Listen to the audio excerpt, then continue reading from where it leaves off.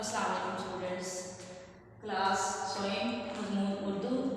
अनुमान हमारा है शेख सादी की हकायात। सवालात के जवाब हैं। सवाल नंबर 1 है, अपने साथी से दोनों हकायतों के बारे में बात करें और दोनों के मरकजी ख्याल लिखें। तो पहले का है, इस हकायत का मरकजी ख्याल है कि हमें ना सिर्फ इंसानों बल्कि जानवरों पर भी रहम करना चाहिए, क्योंकि अल्लाह ताला हर नेकी का अजर जरूर देता है।